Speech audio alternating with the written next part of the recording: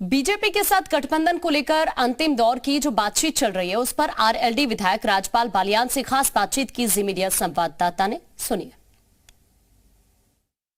उत्तर प्रदेश के सियासी गलियारे में एक बार फिर से चर्चा तेज हो चुकी है और ये चर्चा रालोद को लेकर हो रही है। कहा जा रहा है कि रालोद जल्द ही जो है गठबंधन का हिस्सा बन सकता है एनडीए से। क्या साथ हमारे साथ जो है नेता विधानमंडल दल रालोद मौजूद है, उनसे बात करते हैं। कल मुलाकात हुई है मुख्यमंत्री से, क्या कुछ जो है आप लोग की बातचीत हुई है और मुलाकात है क्या मायने? माननीय मुख्यमंत्री जी से कल हम लोगों ने मुलाकात की। अपने पूरे विधायकों सहित हमारे सारे विधायक मेरे साथ थे। हम लोगों ने प्राथमिकता के आधार पर गन्ना पेमेंट की माननीय मुख्यमंत्री जी से मांग की। उन्होंने आश्वासन दिया गन्ना पेमेंट कराने का। दूसरी मांग हमारी बाढ़ में हुआ नुकसान, जो सहारनपुर, शामली, मुजफ्फरनगर और बागपत, इन जिलों में काफ़ी नुकसान बाढ़ से हुआ है। उसके लिए हमने बाढ़ राहत के लिए मांग की कि किसानों को, मजदूरों को जिनके मकान बह गए हैं, जिनको काफ़ी नुकसान हो गया है, उनको मुआवजा दिया जाए। माननीय मुख्यमंत्री जी ने उस पर भी हम लोगों को आश्वासन दिया और मुलाकात सौहार्दपूर्ण हुई। फिर अपने क्षेत्र की समस्या, चाहे वो इनका विधायक जी का मोरना मिल का विस्तारीकरण हो, चाहे कुछ सड़कें हों, त्वरित योजना में हम लोगों को 2 विधायकों को मिला, बाकी सड़कें मिली, तो उनके लिए हम लोगों ने ये आग्रह किया माननीय मुख्यमंत्री जी से और इस संबंध में हम मिले। लेकिन चूंकि मुलाकात के अब कई मायने निकाले जा रहे हैं, सियासी मायने निकाले जा रहे हैं। चूंकि जयंत जी जो जिस तरह से जो है वोटिंग के वक्त राज्यसभा से नहीं रहे, इसके बाद लगातार जो अटकलें चल रही हैं, तो सियासी मायने माना जाए, क्योंकि उत्तर प्रदेश और केंद्र में लगातार जो है ये कहा जा सकता है कि आरएलडी की भूमिका पर जो है जो लगातार उसको निगलेक्ट नहीं किया सकता। आरएलडी की एक बड़ी भूमिका है, इसीलिए शायद गठबंधन का हिस्सा बन सकती है। माननीय जयंत चौधरी जी ये इस वजह से नहीं मतदान में शरीक हुए कि उन पर कोई टिक्का टिप्पणी की जा। मजबूरी थी, चारू चौधरी जी का ऑपरेशन हुआ और वो इस वजह से राज्यसभा में नहीं पहुंच पाए। रही हमारी बात, हम लोग माननीय मुख्यमंत्री जी से इसलिए मिले, अपने काम के लिए मिले। माननीय मुख्यमंत्री जी तो पूरे प्रदेश के मुख्यमंत्री हैं, मुखिया हैं, तो न कोई गठबंधन उनके साथ शामिल होने की बात है। हमारा गठबंधन इंडिया के साथ है, अखिलेश यादव जी के साथ है। वाकई तो देखिए, लगातार अजीत हमारे साथ बने हुए हैं। अजीत का हम एक बार फिर से रुक कर लेते हैं। आरएलडी विधायक को अभी आप सुन रहे थे, जो कल मुख्यमंत्री से मुलाकात करके लौटे।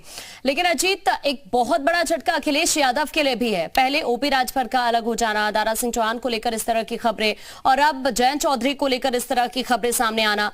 यहां देखिए, आप विपक्षी एकता की बात तो कर रहे हैं, विपक्षी जो गठबंधन है इंडिया, उसमें आप पूरे देश से अलग अलग दलों को जोड़ने की कोशिश कर रहे हैं, लेकिन सबसे बड़ा राज्य वहीं पर इतना बड़ा बिखराव होता हुआ नजर आ रहा है। मिशन 80 को कैसे अखिलेश यादव भेद पाएंगे? अब चैलेंज तो अखिलेश यादव के सामने आ गया है। बीजेपी तो चारों तरफ से छोटे दलों को कहीं ना कहीं तवज्जो देने की कोशिश कर रही है, उनकी इंपॉर्टेंस क्या है वो समझने की कोशिश कर रही है। देखिए, बिल्कुल इसमें कोई दो राय नहीं है कि बीजेपी अपने अलग स्ट्रेटेजी से काम करती है और बीजेपी हर दिन चुनाव लड़ती है। आप चाहे निकाय चुनाव की बात कर लीजिए, विधानसभा की बात कर लीजिए, लोकसभा चुनाव की बात कर लीजिए, और बीजेपी बाकायदा स्ट्रेटेजी बना के काम करती है। और देखिए, उनके विधायक मिले, आरएलडी के विधायक मिले, और देखिए ओम प्रकाश राजभर की लगातार मुलाकात हो रही थी, चाहे अमित शाह हो, चाहे जेपी नड्डा हो, चाहे मुख्यमंत्री हो। कभी उन्होंने ये नहीं कहा कि हमारी गठबंधन के लिए बात हो, क्योंकि कहा जाता है क्रिकेट और सियासत ये दोनों अनिश्चितताओं का खेल, इसमें कभी भी कुछ भी संभव है। जो अभी आपको दूसरी पाली में दिख रहा है वो आपको दूसरे पाले में दिखने लगेगा। तो अब कहीं ना कहीं अखिलेश यादव के बड़ा झटका मिलेगा। और अखिलेश यादव देखिए, अखिलेश यादव का गठबंधन किसी के साथ लंबा नहीं चला। आपने देखा मायावती के साथ उन्होंने किया, सबसे बड़ा गठबंधन था, उसके बाद वो गठबंधन टूट गया। ओम प्रकाश राजभर के साथ किया उन्होंने, वो गठबंधन टूट गया। उसके पहले राहुल गांधी के साथ उन्होंने गठबंधन किया अखिलेश यादव का, वो गठबंधन टूट गया। महान दल के साथ उनका गठबंधन था, वो गठबंधन टूट गया। यानी अब कुल मिलाकर उनके पास सिर्फ जयंत चौधरी हो। देखिए अगर उत्तर प्रदेश की राजनीति की बात ठीक है अजीत, मैं वापस आपके पास लौट रही हूँ। इस वक्त राकेश त्रिपाठी जी हमारे साथ जुड़ गए हैं बीजेपी से। राकेश त्रिपाठी जी, इस तरह की खबरें आ रही हैं, आरएलडी भी आपके साथ आने वाली है क्या? देखिए, मुख्यमंत्री उत्तर प्रदेश के मुख्यमंत्री हैं और उत्तर प्रदेश के सभी निवासियों के मुख्यमंत्री हैं। उनके भी मुख्यमंत्री हैं जिन्होंने उन्हें वोट दिया है, वो भाजपा के विधायकों के भी मुख्यमंत्री हैं और आरएलडी के विधायकों के भी मुख्यमंत्री हैं। इसलिए आरएलडी के विधायक अगर उनसे मिले हैं तो इस बात को पार्टी के गठबंधन से जोड़कर देखना मैं मानता हूँ ये ठीक नहीं है। पार्टी का गठबंधन पार्टी के लेवल पर होगा, पार्टी के अध्यक्ष से बातचीत करके होगा। अभी तक फिलहाल आरएलडी के साथ गठबंधन का कोई औपचारिक प्रस्ताव हमारे संज्ञान में नहीं है, लेकिन अगर आरएलडी एनडीए के साथ आती है तो निश्चित तौर पर उसका स्वागत करेंगे। ऐसा कोई भी राजनीतिक दल त्रिपाठी जी, मेरा सवाल है आपसे।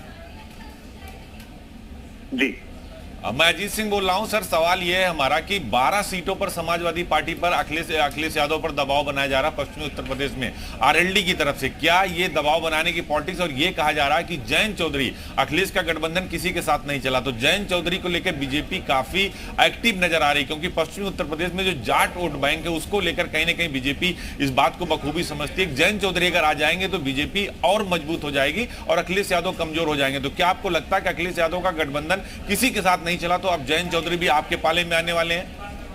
देखिए, अखिलेश यादव जी गठबंधन के लिए एक ट्रस्टेबल साथी नहीं है और ये बात अलग अलग गठबंधनों में हर बार साबित हुई है, चाहे वो कांग्रेस के साथ गठबंधन हो, बसपा के साथ गठबंधन हो, सुभाषपा या केशवदेव मौर्य की छोटे छोटे दलों के साथ गठबंधन हो।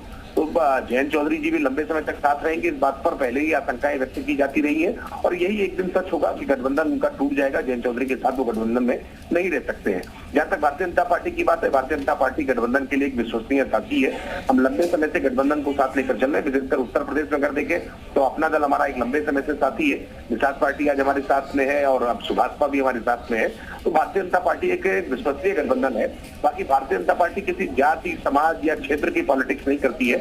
सर्वधर्म आप पहले ओम प्रकाश राजभर को तोड़ लाए अखिलेश यादव जी के पास से, अब जयंत चौधरी की तरफ आप लोगों की निगाहें हैं। क्या लगता है, आप अखिलेश यादव को अकेले कर देना चाहते हैं? अखिलेश यादव बार बार ये कहते हैं कि बीजेपी डरा के ले जाती है, बीजेपी हमारे गठबंधन को तोड़ के ले जाती है। नहीं, हम तोड़ने में नहीं, हम जोड़ने में विश्वास रखते हैं। तोड़ने का काम तो अखिलेश यादव जी स्वयं करते हैं। अपनी पार्टी नहीं संभाल पा रहे, कल उनकी पार्टी के फ्रंटल ऑर्गेनाइजेशंस के कई बड़े पदाधिकारियों ने एक साथ पार्टी छोड़ करके बगावत का रास्ता अख्तियार किया है। तो ये अखिलेश यादव जी को सोचना होगा कि उनकी पार्टी अपनी सुरक्षित नहीं है, उनके गठबंधन के अलायंस उनके साथ सुरक्षित महसूस नहीं कर रहे हैं। अखिलेश यादव जी एक विश्वसनीय साथी नहीं है, तो इसमें भारतीय जनता पार्टी का कोई रोल नहीं हो सकता है। हाँ, भारतीय जनता पार्टी एक विश्वसनीय साथी है। सबका साथ, सबका विकास, सबका विश्वास और सबका प्रयास केवल कहती नहीं है बल्कि करके दिखाती है और इसलिए जो भाजपा के साथ जुड़ा है उसको लाभ ही हुआ है। कहा ये भी राकेश जी, कहा ये भी जा रहा है कि जब विस्तार होगा तो जैसे ओम प्रकाश राजभर, दारा सिंह चौहान, उसमें आरएलडी को भी जगह दी जाएगी, सेंट्रल और स्टेट दोनों जगह आप उनको साथ रखेंगे। क्या मिशन 80 की पूरी तैयारी बीजेपी कर चुकी है और अखिलेश यादव को अकेला ही छोड़ के मानेंगे आप लोग?